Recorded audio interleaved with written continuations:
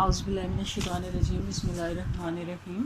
پاکستان کے ہمسایہ ممالک کے ساتھ تعلقات کے سلسلے میں ہم پڑھ رہے تھے۔ اس میں اگلا ملک ہے افغانستان۔ اس میں سب سے پہلے آپ نے لکھنا ہے تعارف، یعنی انٹروڈکشن افغانستان کا۔ تعارف ہیڈنگ ہے، افغانستان نامی ملک 1747 میں وجود میں آیا اور اس کا پہلا بادشاہ احمد شاہ ابدالی تھا۔ یہ بادشاہت 17 جولائی 1973 تک قائم رہی، یعنی 1747 سے 1973 تک قائم رہی۔ اس دن سردار محمد داؤد نے ظاہر شاہ کی حکومت کا تختہ الٹ دیا اور افغانستان کو جمہوری ملک قرار دیا۔ ٹھیک ہے، افغانستان ایک کوہستانی ملک ہے اور اس کی معیشت کا انحصار گلابانی اور زراعت پر ہے۔ اس کی تقریباً اس کا 10% حصہ جو ہے اس پر کاشت ہوتی ہے اور ملک کے 9% رقبہ پر کروڑوں بھیڑ بکریاں اور مال مویشی پالے جاتے ہیں۔ افغانوں کا اصل پیشہ گلابانی ہے اور افغانستان کا دارالحکومت کابل ہے شروع سے۔ اگلا ہیڈنگ ہے جی محل وقوع۔ افغانستان پاکستان کے شمال مغرب میں واقع ہے اور اس کا کل رقبہ 6,52,221 کلومیٹر ہے۔ افغانستان اور پاکستان کے درمیان ایک طویل سرحد ہے جس کو ڈیمنڈ لائن کہا جاتا ہے۔ یہ سرحدی لائن 1893 میں قائم کی گئی۔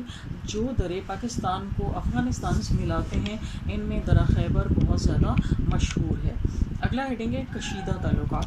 دو کہ پاکستان اور افغانستان ہمسایہ ملک ہیں، بہت قریب ایک دوسرے کے واقع ہیں اور دونوں جو ہے وہ مسلم ملک ہیں، لیکن پاکستان اور افغانستان کے درمیان کبھی بھی اچھے ہمسایوں جیسے خوشگوار تعلقات نہیں رہے۔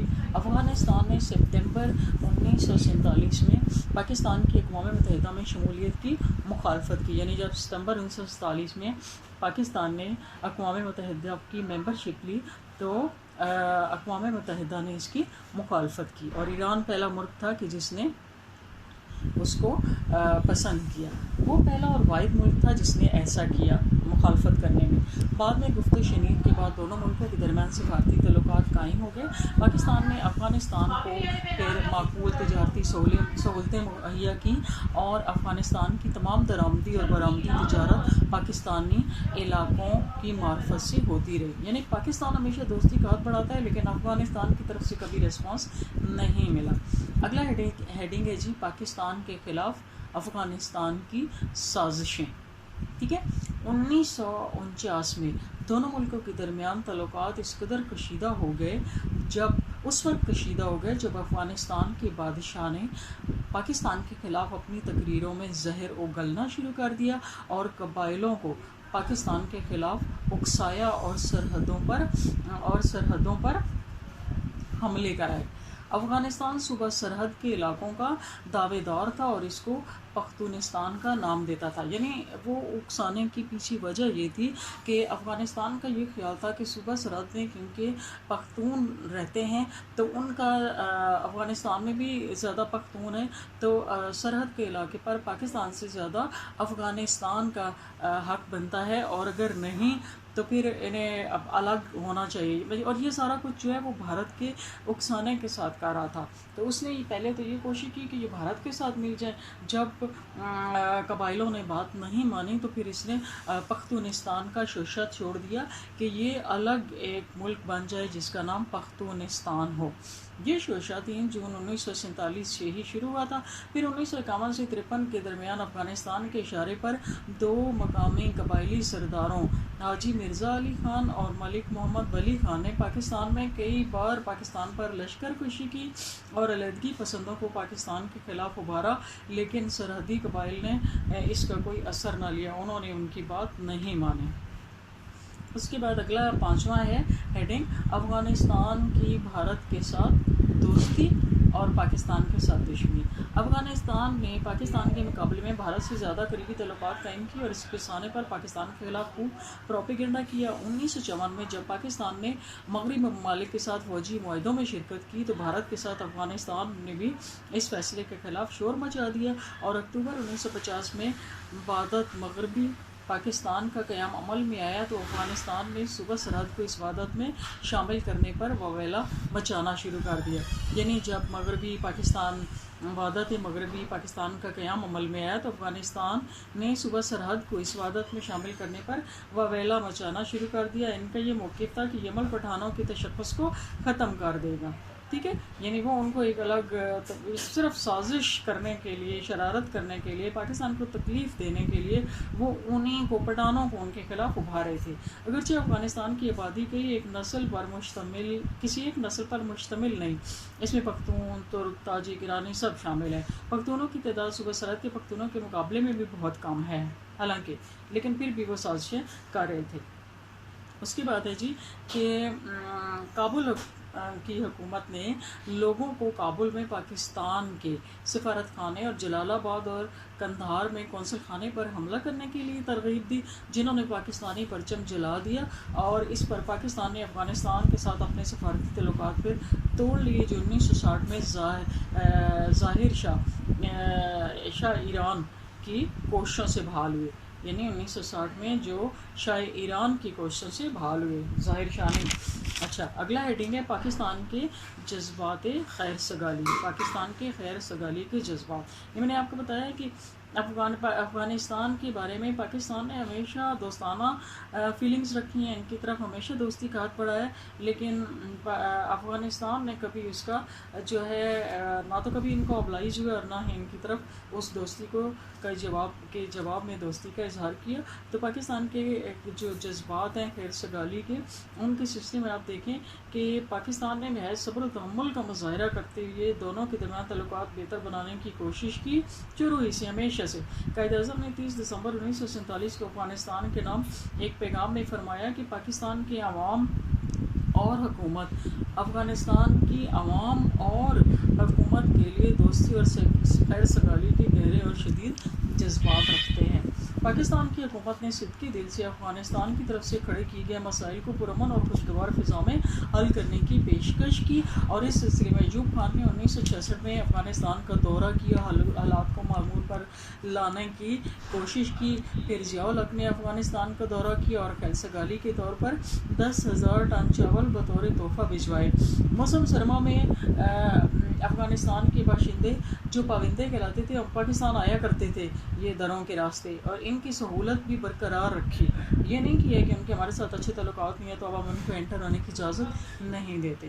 اس کے بعد دیکھیں جی افغانستان میں انقلابات. افغانستان میں کئی دفعہ انقلاب آیا، اور اس میں پہلا انقلاب ہیڈنگ میں لکھیں پہلا انقلاب 1973 میں افغانستان میں سیاسی انقلابات کا ایک سلسلہ شروع ہوا. اسی سال 17 جولائی کو جب سردار محمد داؤد نے ظاہر شاہ کی حکومت کا تختہ الٹ دیا تو پاکستان نے نئی حکومت کو تسلیم کر دیا. پھر جب سردار داؤد پاکستان کے دورے پر آئے تو ان کا پرجوش استقبال کیا گیا. نمبر 2 ہے جی دوسرا انقلاب. پہلا یعنی 1973 میں آیا، پھر دوسرا 1978 میں دوسرا انقلاب افغانستان میں آیا، جس کے نتیجے میں سردار داؤد کی حکومت کی جگہ نور محمد ترکی نے اقتدار سنبھالا. ٹھیک، اور وہ روس نواز تھا. پاکستان نے اس کی حکومت کو تسلیم کر لیا اور جنرل ضیاء الحق کابل گئے اور افغانستان سے بہتر تعلقات قائم کرنے کی ضرورت پر زور دیا. اس کے بعد ہے جی تیسرا انقلاب. ایک اور پھر اس کے بعد تیسرا انقلاب آیا. اس انقلاب میں نور محمد ترکی مارے گئے، ان کا مرڈر ہو گیا، اور حفیظ اللہ امین برسر اقتدار ہے. آگے ہے چوتھا انقلاب. جب حفیظ اللہ امین نے روس کی حکومت کا کٹ پتلی بننے سے انکار کر دیا کہ تو ان کی حکومت کا تختہ الٹ دیا گیا، اور 16 ستمبر 1979 کو ببر کارمل کی حکومت قائم ہو گئی، جس کو پاکستان نے تسلیم نہ کیا. اس کے بعد اگلا ہے نمبر 5واں ہیڈنگ، یعنی یہ ساتواں ہیڈنگ ہے. 7واں ہیڈنگ جو تھا نا، افغانستان میں انقلاب تھا. اب انقلابات اور ان انقلابات کے انڈر پھر سب ہیڈنگز ہیں. پہلا انقلاب، دوسرا، تیسرا اور چوتھا انقلاب. ٹھیک ہے، پہلا انقلاب 1973 میں آیا، اور جس میں سردار محمد داؤد نے کیا کیا، حکومت کا تختہ الٹ دیا. پھر دوسرا انقلاب 1978 میں آیا، جس میں نور محمد ترکی نے ان کی حکومت کا تختہ الٹا، اس کا سردار داؤد کی حکومت کا تختہ الٹ دیا۔ پھر تیسرا انقلاب جو تھا اس میں نور محمد ترکی مارے گئے اور حفیظ اللہ امین برسر اقتدار آئی۔ پھر چوتھا انقلاب جب آیا تو حفیظ اللہ امین نے روس کی حکومت کا جب کٹھ پتلی حکومت بننے سے انکار کر دیا، یعنی ان کے انڈر رہنے سے انکار کیا، تو ان کی حکومت کا تختہ الٹ گیا اور 16 ستمبر 1979 کو ببر کارمل کی حکومت قائم ہو گئی، جس کو پاکستان نے تسلیم نہ کیا۔ ٹھیک ہے، اس کے بعد اگلا ہیڈنگ ہے روس کا افغانستان پر قبضہ۔ روس کا افغانستان پر قبضہ، اس دوران روس افغانستان میں قدم جما چکا تھا اور وہاں اس کے حمایتیوں کی ایک بڑی تعداد موجود تھی، چنانچہ اس نے ببر کارمل کی حمایت میں 26 دسمبر 1979 کو افغانستان پر حملہ کیا۔ یعنی ببر کارمل جو تھا یہ روس پسند تھا، ان کا ساتھی تھا، تو پہلے اس کی حکومت قائم ہوئی، پھر اب ان کے لیے تو بہت آسان ہو گیا تھا کہ ان کا جو ماننے والا تھا اسی کی حکومت تھی، تو اس نے ان کے ساتھ روس نے ببر کارمل کے ساتھ مل کر افغانستان پر حملہ کیا اور اس پر قبضہ کر لیا۔ اس حکومت نے اپنے مخالفین کو کچل ڈالنے کے لیے روسی فوج کا وسیع پیمانے پر استعمال کیا، جس وجہ سے 30 لاکھ سے زائد افغان باشندے ہجرت کر کے پاکستان آئے گئے، کیونکہ پاکستان نے کبھی ان کی روک ٹوک نہیں کی تھی۔ تو اب بھی حکومت نے انسانی ہمدردی اور اسلامی برادرانہ جذبے کے تحت ان کو پناہ دی اور ان کی اچھی طرح خبر گیری کی، اور یہ افغانی باشندے ابھی تک بھی پاکستان میں موجود ہیں اور ان کی کتنی جو ہیں وہ آگے نسلیں چل رہی ہیں یہاں پر، وہ مکمل طور پر پاکستان کے تقریباً ہر شہر میں سیٹلڈ ہیں۔ میرے خیال میں یہاں تک کافی ہے۔ پہلے میں آپ کو بتا دوں کہ اس کے ہیڈنگز کیا کیا ہیں۔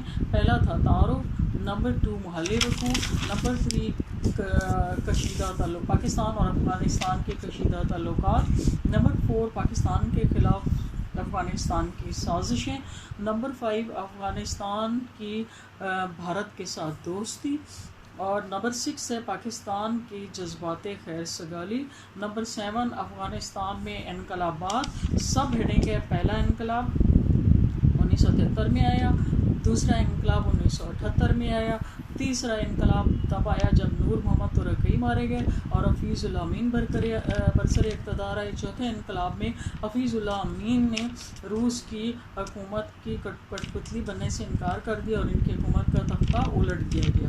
پھر اگلا 8واں ہیڈنگ ہے روس کا افغانستان پر قبضہ۔ یہ یہاں تک کافی ہے۔